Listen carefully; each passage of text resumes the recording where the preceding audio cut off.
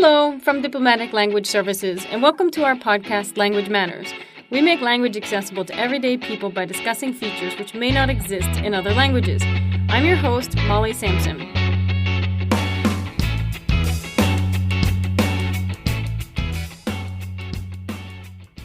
Welcome to this episode of Language Matters. Today we're talking about Romanian, and we have with us Alina, and she's a Romanian teacher, born and raised in Romania, now lives here. Bună ziua! Bună ziua, Alina. And I also have Raluca, who is our vice president here at DLS and happens to be a Romanian as well. So, bună ziua, Raluca. Bună ziua! Thanks for the pronunciation correction. So let's start. I think we were talking a little bit earlier about the influences in Romania. So Romanian is primarily spoken in Romania? Yes, in Romania and Republic of Moldova, primarily. Can you talk a little bit about the differences between Moldovan and Romanian? Well, Republic of Moldova was part of the Soviet Union. And as a result, during the Soviet Union times, the official language was Russian. So the Romanian was spoken at home, so the education was not in Romanian. And as a result, I believe the language that is used there is maybe a little bit older. So you said the Russian was spoken outside the home, so they spoke Romanian at home. In the house, yeah. So the language was kept alive, but not as an official language, not as a language of education. So as a result, the language, the words used maybe are more archaic. I see. So wasn't it the same? It wasn't the same in Romania when the Soviet Union was in Romania? No, Romanian continued to be the official language, so all schooling was done in Romanian. Interesting. So Romania was not in the Soviet Union. Oh, my bad. Not Soviet Union. So I thought she meant Soviet bloc. No, in the Soviet bloc, so you weren't considered. Yeah. Okay. Now we're showing my ignorance of history. So can you explain the difference, actually, while we're on that subject? So the Republic of Moldavia was actually part of the Soviet Union, and Romania was just was part of the Eastern Bloc, so was influenced by the Soviets, but was not part of the Soviet Union. So we had to take Russian in school, and obviously there was just everything that came with the Communist Bloc, but Russian did not become an official language. Oh, interesting. Okay. But you can understand each other. It's mutually understandable, Moldovan and Romanian. Yes, I believe so, yeah. Okay. Yeah, actually, for students who go to Republic of Moldova, they also take Romanian as the language. So the same teachers. And there are, I know, teachers around who are from the Republic of Moldova who teach Romanian. I see. So let's talk a little bit about the writing system and the sound system. How different is your writing system from the system we use in English? So it's the same writing system, and in terms of letters, there are some groups of letters that have a particular pronunciation. Like, for instance, GE is J, or CI is Chi, or GHI is Gi. Are they always the same, or like in English, do they change? It's purely phonetic? It's purely phonetic. Oh, okay. Mm-hmm. And you have markers, like diacritic markers or accents, or? Yeah, we do. We have a few. So for for A, which is A in Romanian, and for I, which is E in Romanian, and for S, and for T.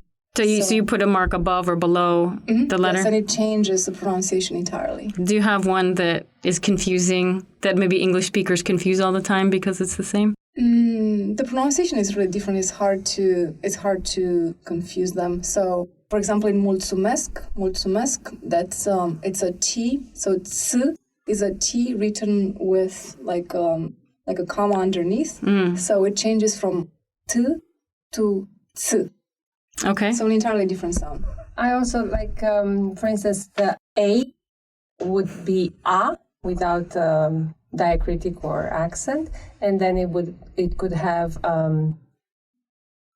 like a little roof type head. Okay. That would make it an U, or a head going up that would make it an Okay. Well, what sounds? I know your sounds are.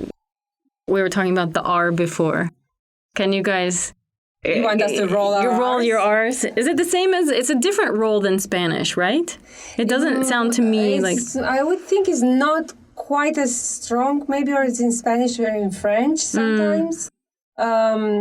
It's a R, like in Raluca, like in Radu. Whose name I can't pronounce. So, and we do have like a little poem for kids to learn to roll their R's, which goes, Rica nu știa să zică rățușcă rămurică. I definitely am not going to try that, but thanks for doing it so nicely. So, Raluca, I know you speak Spanish. Do you think when you speak Spanish, do you roll it harder, or how would you describe the difference?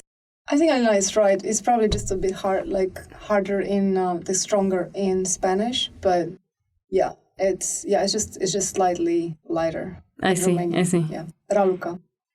So when your husband says your name, does he say roll his R more? He just uses a nicer word instead of my name. Oh, I see. Oh, that's very sweet. Okay. So I think kind of what's interesting is it's a Romance. I mean, it's kind of the Romance language being Romanian, but it's not super similar to French, Spanish, Italian, and Portuguese, I think, as those as a group. What are the main kind of similarities and differences? I think it is, the grammar is very similar, except for the fact that Romanian has the neuter gender, which makes things a lot more complicated because there isn't a rule as to what word has a certain gender. And there isn't much rule? You just kind of have to memorize it? Mm-hmm. Yes. Okay. Yeah, pretty much. There are some rules, but particularly with neuter words, it's like a lot of objects are neuter, and that makes the word behave like masculine for singular and like a feminine for plural. Oh, okay. In terms of agreements. Okay. So how much do people care about the agreement? For foreigners, not that much, but... But I mean, so if when you hear people messing up the agreements, does it bother you?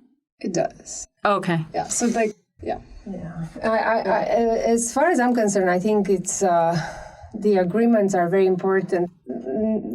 It's hard to tell because I think when you learn the language, you really know the word as it is, and you don't really know if it's masculine or feminine or neuter.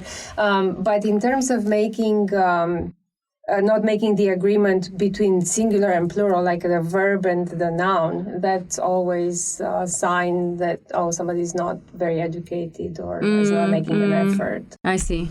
So if I go in and I mess up if I learned Romanian, I can guarantee you I would mess up everything gender-wise.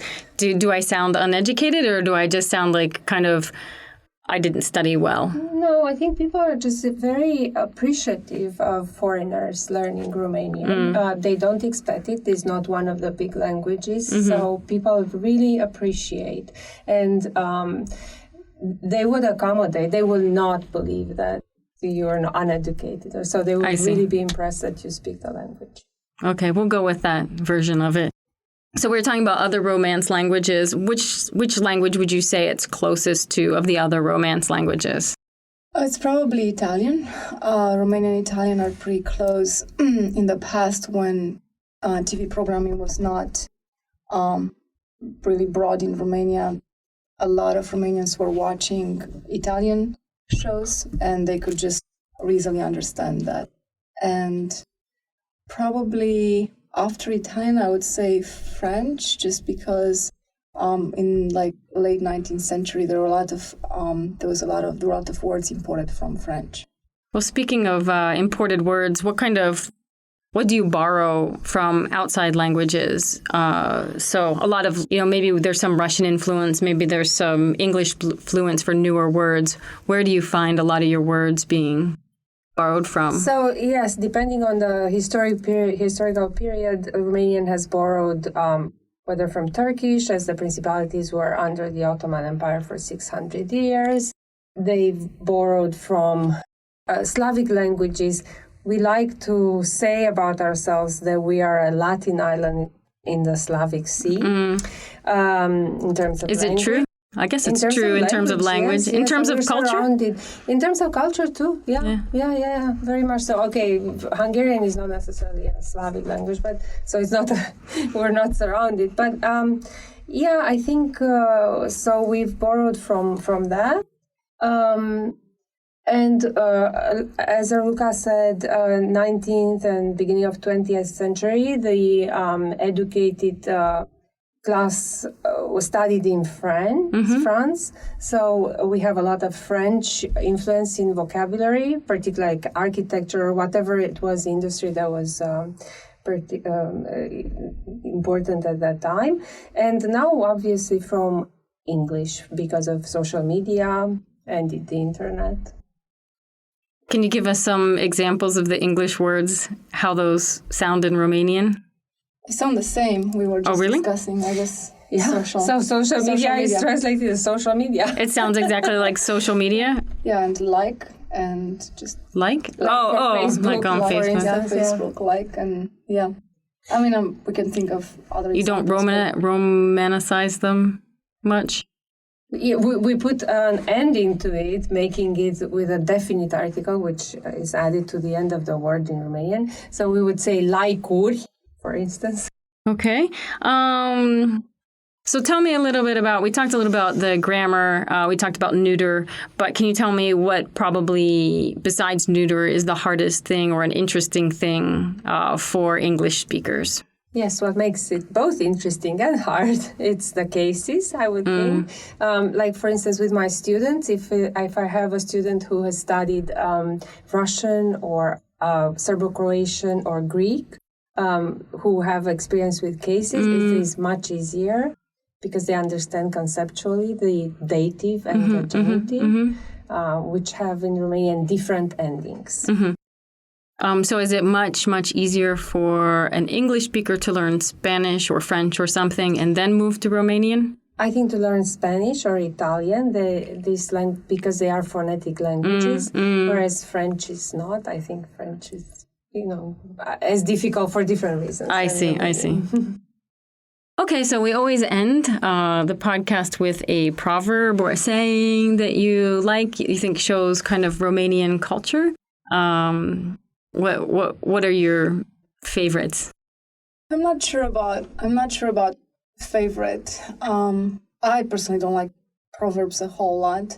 If I were to choose a favorite, I would say I would use the do unto others what you like to be done unto yourself. But I'll choose a more traditionally Romanian one. Something that's not English.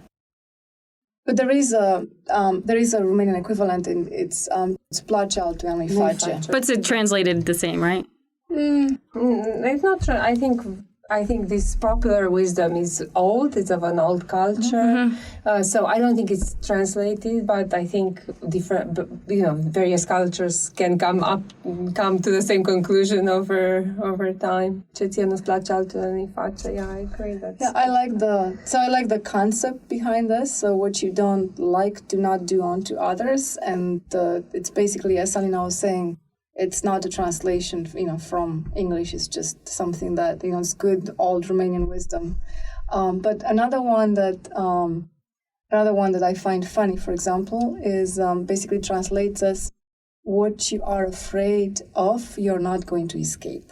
So it's kind of straightforward, right? De ce ți-e frică, nu scapi. Does that have any? You just kind of face your fear or something. Like you might as well deal with it. Because no, it's the opposite, and I don't know if it's the opposite, but I think it's like not facing. It's not urging you to face anything, but just basically says you're not gonna get rid of this in a sense. It's gonna happen to you. Is it kind of suck it up? I'm sorry, trying to get to that, but it's almost like but in a sense, to me, it's almost like you shouldn't be afraid of this, because if you're afraid of this, this is gonna come to you anyway. I see. I don't know, Raluca. Yeah. But I was also thinking it connects to this approach of sometimes that you see in Romanian people of being resigned to their fate. So resignation in the face of fate or adversity. So not trying to fight something, but rather just go along and not fight it. I see. Okay. Well, anything else, Alina? Ziua bună de dimineață se cunoaște. I wanted to just find the one that was a little bit more optimistic. Like, Thank you. We do have a lot of fatalistic. It's a more Eastern culture and also an old culture. So I don't know, resignation or just peace with the big picture and history, given also the historical circumstances. So we do have a lot of more resigned or more fatalistic ones. But ziua bună se cunoaște de dimineață. I think it's a good. You can know in the morning if it's a good day. It's more that if you start the day well, it will continue to be good. That's what it means. Yeah. Okay. Well, mulțumesc. Cu multă plăcere. Is that right?